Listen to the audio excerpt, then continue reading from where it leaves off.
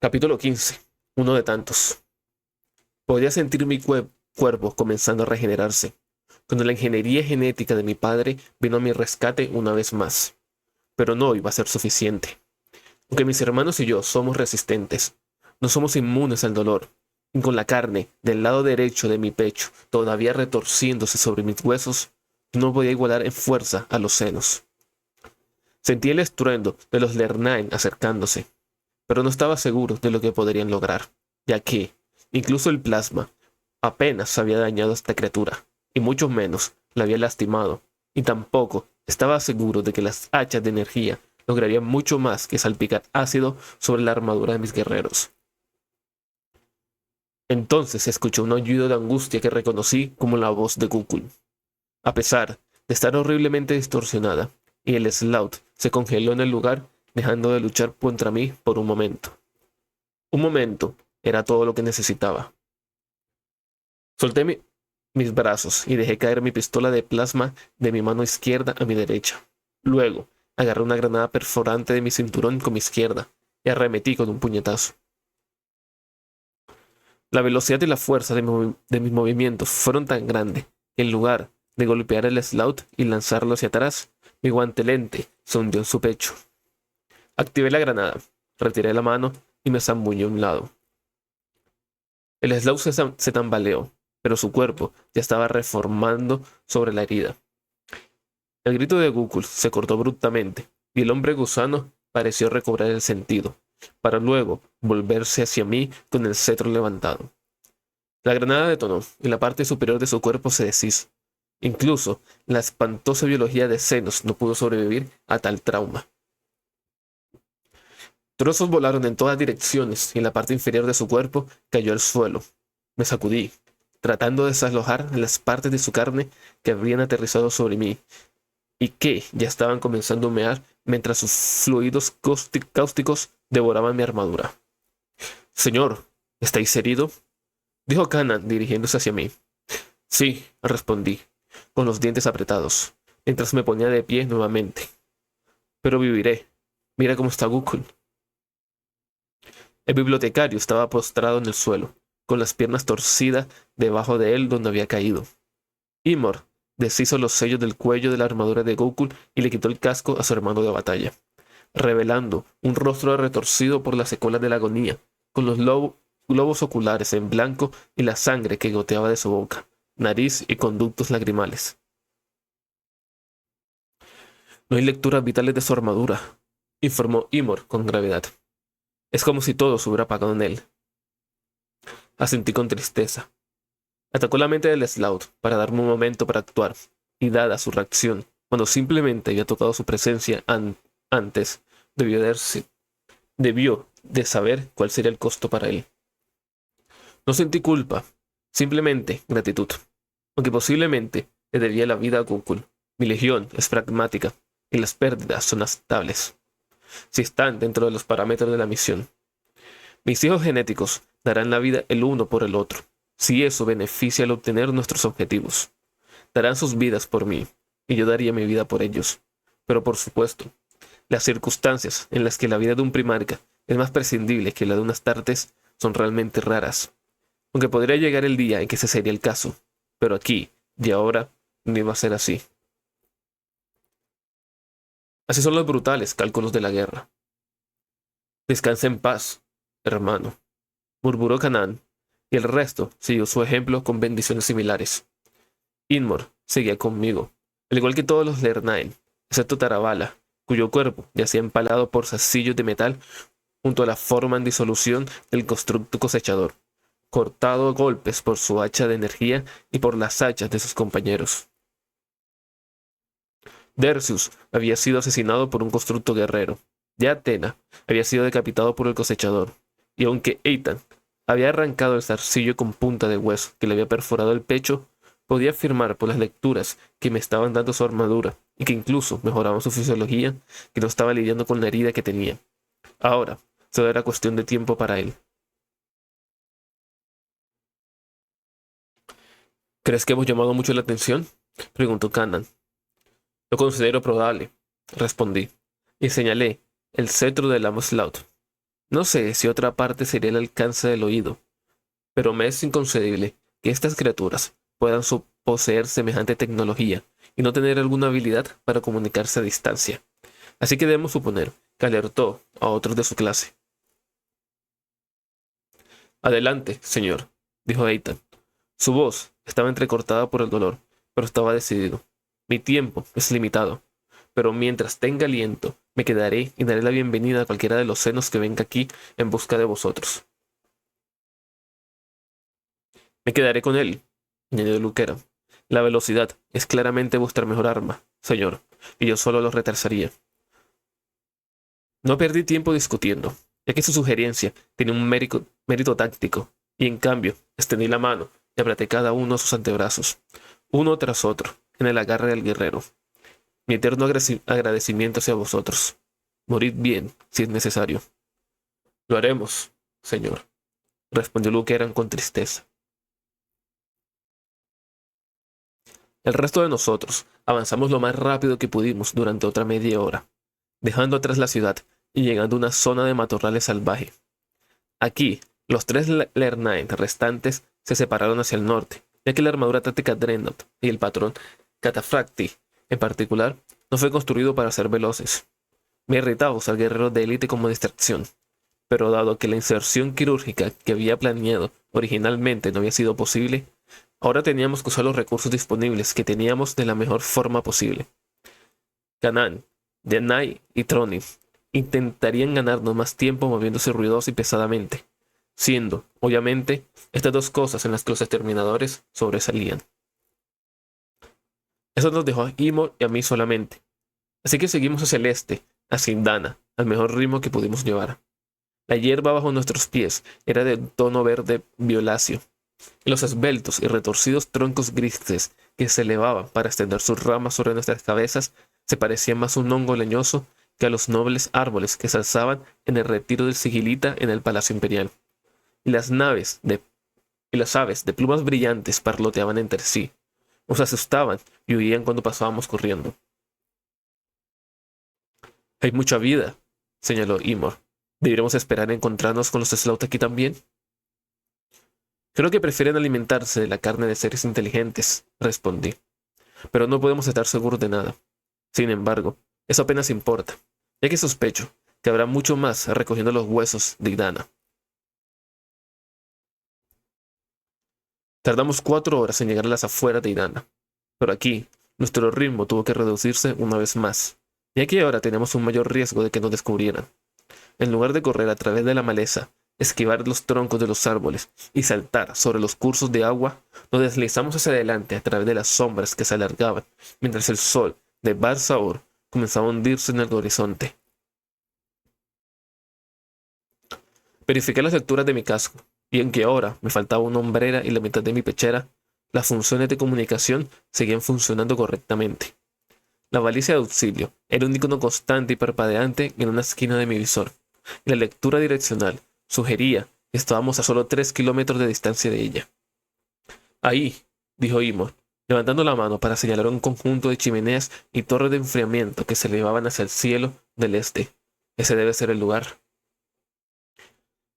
Verifiqué la lectura de la señal y lo cotejé con la información de la distancia proporcionada por la matriz de orientación dentro de mi casco. Estoy de acuerdo. ¿Ruta? Imor señaló hacia una serie de torres de energía de baja potencia visibles a través de los huecos entre los edificios.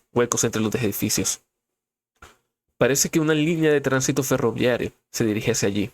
Quizás una manzana al norte de aquí, y a juzgar por la altura de esos pilones, tiene un corte que nos ayudaría a protegernos de miradas enemigas. Y estaríamos en una caja mortal si nos descubren, señalé, aunque su plan tenía sentido. Con un poco de suerte, los Sloth y sus constructos vasallos estarían peinando las calles y los bloques de viviendas en busca de su espeluznante sustento. No merodeando por las arterias industriales de la ciudad, aunque aquí no teníamos certezas, simplemente nuestras mejores conjeturas.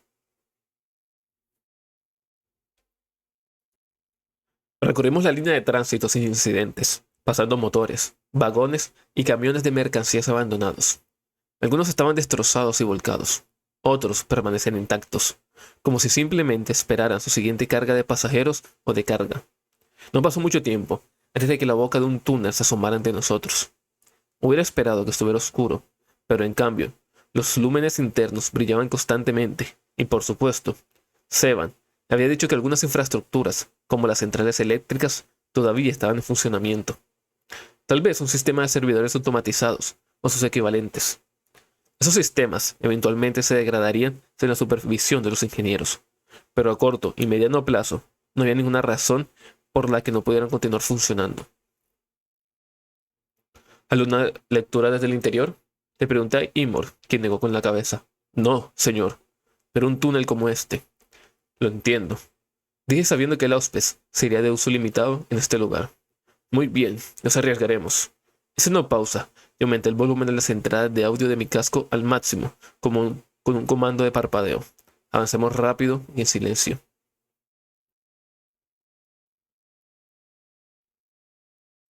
Era tan débil que ni siquiera yo podría estar seguro, pero pensé que había escuchado el deslizamiento de patas metálicas puntiagudas en algún lugar por encima y detrás de nosotros.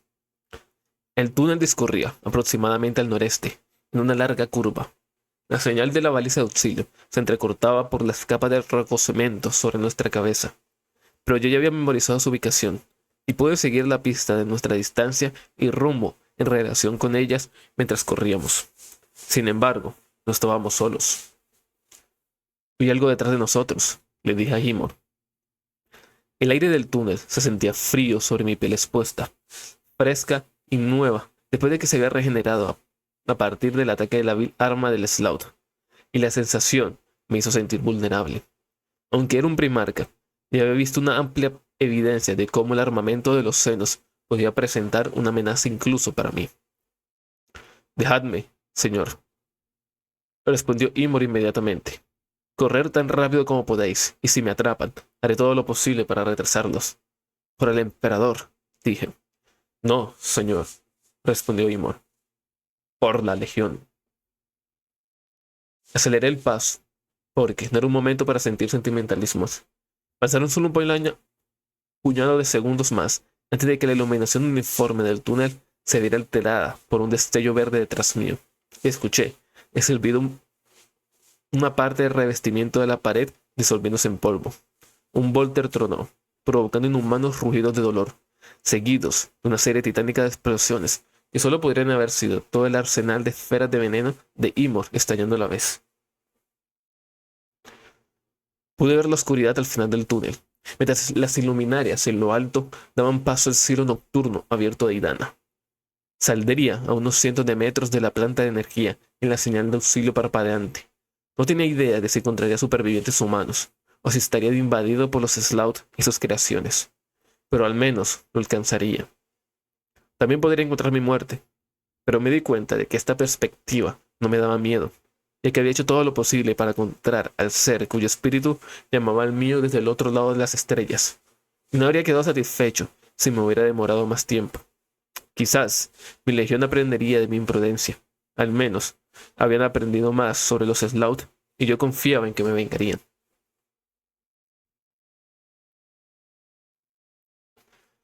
Dos formas con pata de araña aparecieron a la vista, junto con una figura alta con una túnica andrajosa con solapas, y mi espíritu se hundió. Los bastardos senos se me habían adelantado. El bolter de Imo rugió detrás mío de nuevo, pero luego otro destello de color verde espeluznante iluminó el túnel, y su grito fue tan agónico como rápidamente truncado. Ahora estaba solo.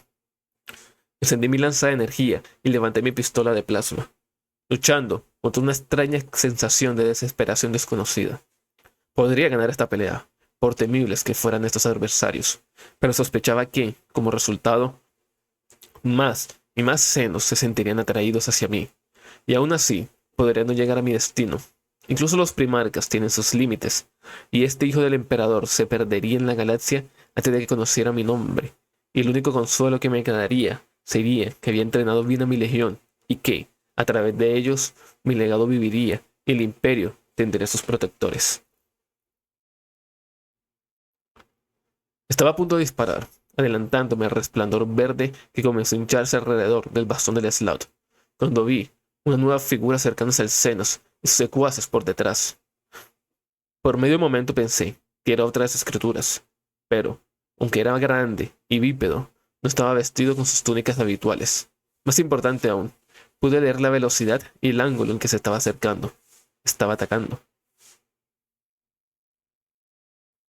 Cambié mi objetivo en el último segundo, disparando un rayo de plasma que incineró al constructo guerrero más a la derecha, justo cuando se comenzaba a girar hacia el sonido de pasos que se le acercaban. Se derrumbó en un frenesí de piernas agitadas y carne disuelta. Pero no tuve tiempo de admirar mi obra, porque el Sloth abrió fuego contra mí.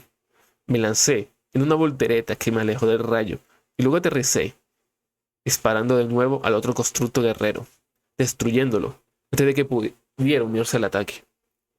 El Sloth, preparando su arma para otro disparo, giró abruptamente para enfrentarse a la nueva figura.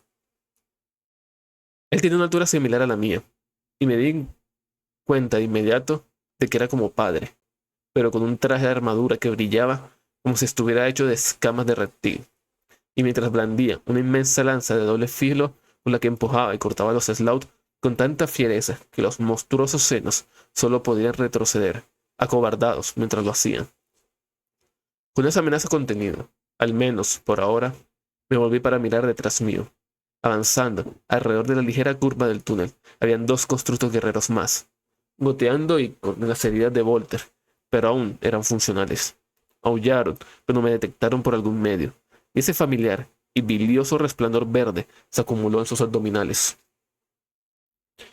Hice estallar a uno con mi pistola de plasma, pero el repentino gemido que mandó inmediatamente después me dijo que la bobina de plasma, un dispositivo famoso por su inestabilidad, se estaba sobrecalentando rápidamente. Tenía una explosión incipiente en mi mano, y aún quedaba un enemigo por matar. Entonces lancé la pistola de plasma al constructo guerrero. No había apretado el gatillo del todo cuando la lancé, y mi arma estaba quizás 1 metro en el aire, cuando el constructo disparó, alcanzando la pistola de plasma con su rayo.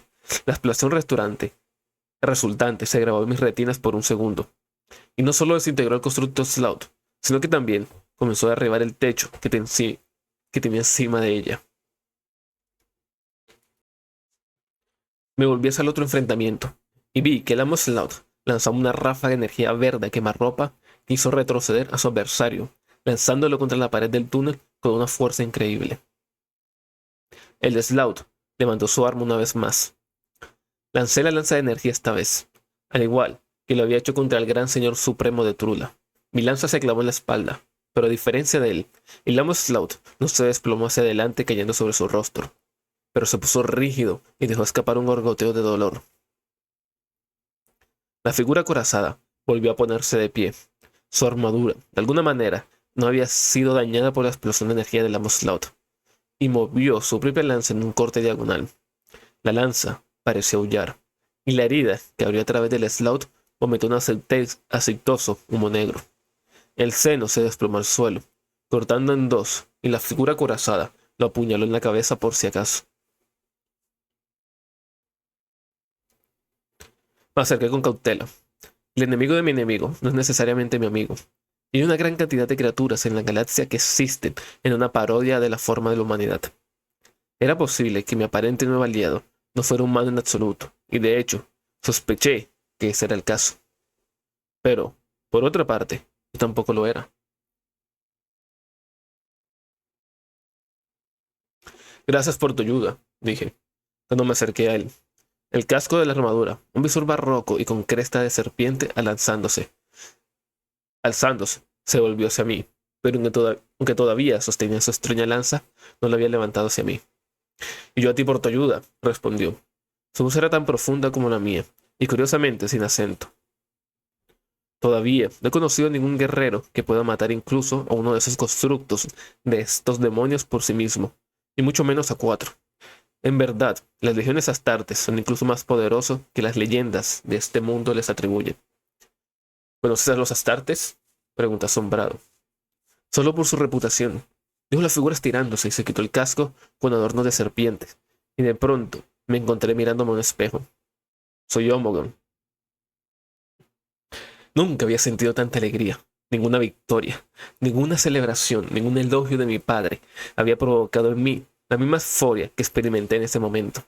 Finalmente, después de décadas de búsqueda, de anhelo, de algo que solo entendía parcialmente, lo tenía frente a mí. Es un placer conocerte, hermano, dije sorprendiendo el sello de mi gorguera y quitando el casco de mi cabeza. Soy Alfarius,